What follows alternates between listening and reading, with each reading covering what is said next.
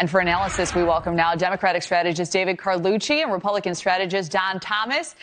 Gentlemen, great to have you both. John, I'd like to start with you. Let's focus in on these tariffs for a second. So Republicans appear to be united on this front, that the U.S. was getting a bit of a raw deal when it came to a number of trade agreements with other countries. However, the president's approach, as you know, it's bold. We've seen the market response. He's calling the fallout from these tariffs short-term pain. How do you believe voters and members of his own party to note how long will they be willing to hang tough until a pressure campaign potentially builds to change course here? You know, this is a great question. Number one, we can kind of read the tea leaves by looking at where we're at today and what's already happened. First, President Trump's base has stuck with him throughout all the way till today. They still support his tariff plans. And let's not forget, President Trump said his favorite word in the dictionary were tariffs. That's what he campaigned on. And now he's delivering on that. I expect his base to stay with him for some time. So we have to see more good things happening as a result. But we've already seen unprecedented levels of investment, even before this last week's tariff announcement, into U.S. onshoring of manufacturing jobs. Now, does that take a little bit of time to spin up a factory? Yes, it does. But I expect that Americans are, as they see more and more progress, they're going to give President Trump more leeway to get even more done. And then furthermore, we're starting to see a bunch of these countries come to the negotiation table, in some cases totally capitulate to President Trump's tariff demand. It is unusual, Kelly, that you see a politician that comes in with such a long-term vision because of our short election cycles. And I think that's why it's so bizarre for us to watch this play out. Well, David, you know, I want to drill down on some of this. I appreciate those points, John. You know, Democrats, they certainly smell blood in the water here. They know Republicans are hearing from their constituents. Now Democrats are foreshadowing more force votes to block these tariffs. We know already 4 GOP senators voted to eliminate Canadian import tariffs. Where do you see this going from here, especially after recess, when we know a lot of these lawmakers will be hearing directly from their constituents? Yeah, I mean, Donald Trump calls it Liberation Day. Yeah, maybe it's liberation from our 401ks. You ask anybody who follows the market, anybody that has a small business, and they are petrified. They are worried because people are grasping onto their dollars. They are concerned. And talk about capitulation. Well, China is retaliating with massive tariffs and even putting companies on a blacklist, and the Wall Street is responding. This is a major problem. Republicans are creating an economic time bomb, and they're lighting the fuse. So lawmakers are going to hear loud and clear from everyone, including Republicans, that this is nonsense and it has to stop. And talk about vision.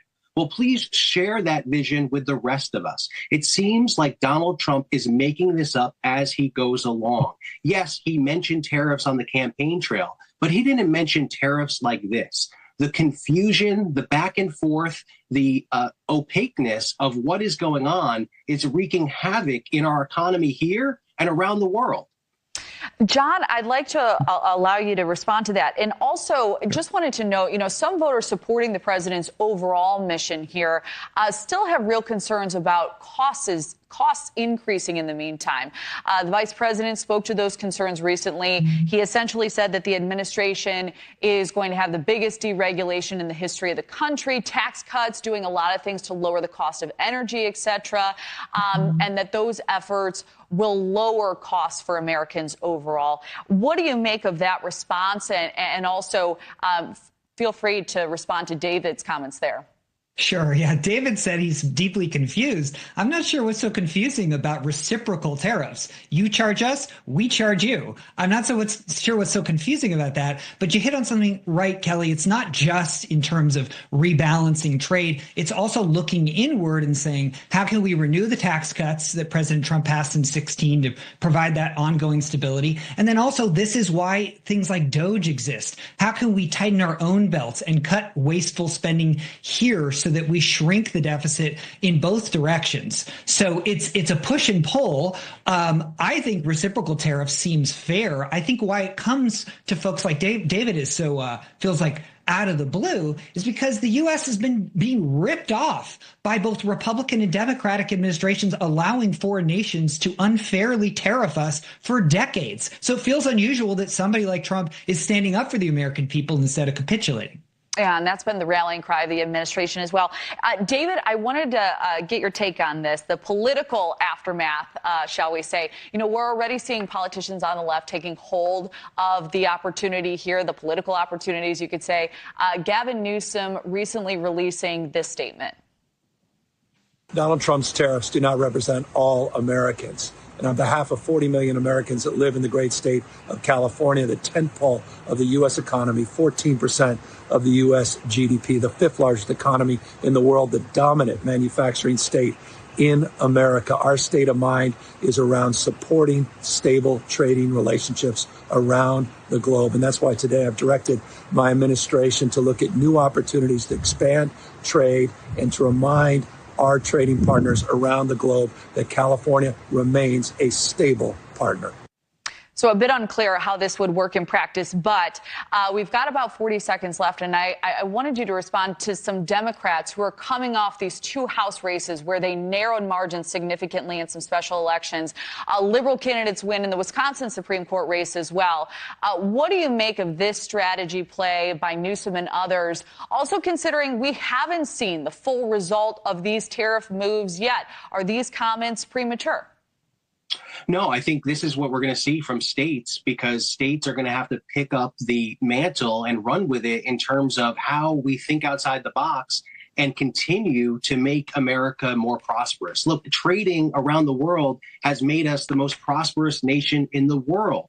And now Donald Trump wants to undo all of that. Look, right here in New York State, where I am, Donald Trump just rescinded Elise Stefanik's nomination to the UN because they're worried about her election. These tariffs on Canada in the North Country of New York are an absolute disaster, and they know it. The political political winds are blowing, and it's in the Democrats' favor. We're going to see special election after special election of people voicing their opinion loud and clearly that they do not agree with Donald Trump's policies.